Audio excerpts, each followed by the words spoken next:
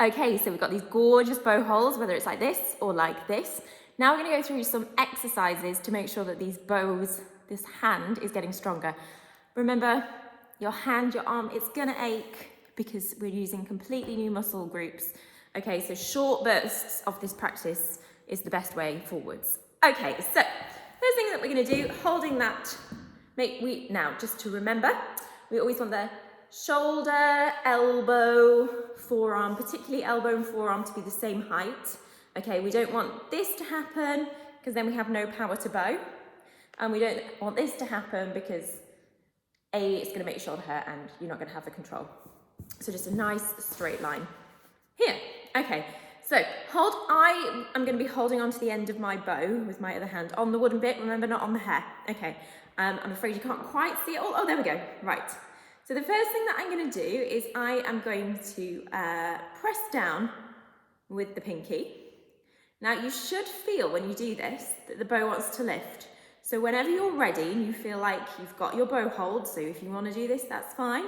Let go with this hand and see if you can get the bow to go up in the air. And then when you're feeling confident with that, with your left hand, hold your wrist tight to make sure that that motion is coming from the little finger, the pinky, not from you going like this with your arm. So that's the challenge there.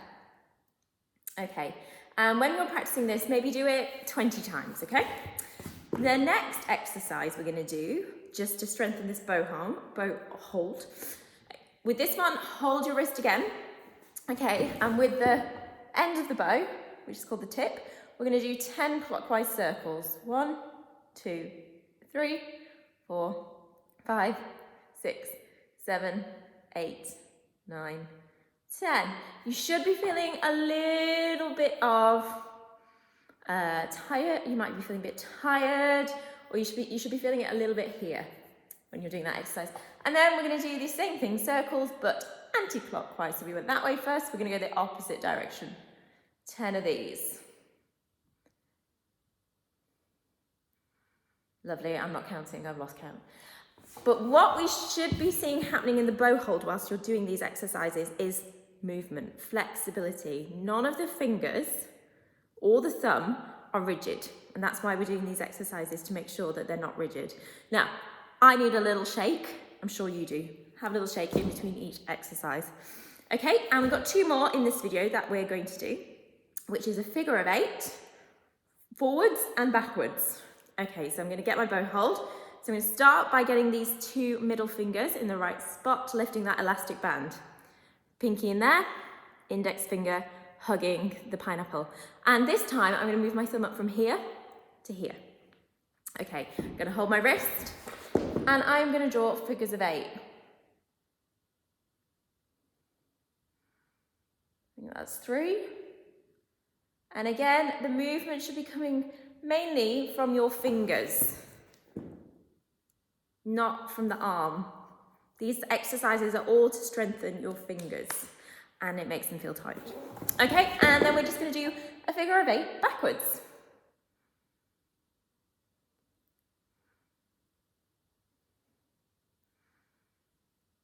Awesome.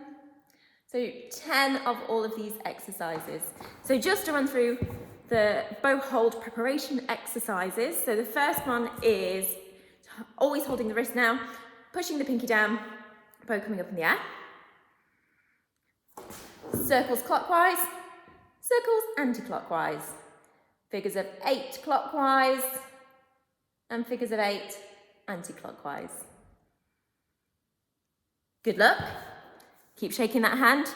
If it hurts, stop. Really, really important to only practice these exercises in short bursts.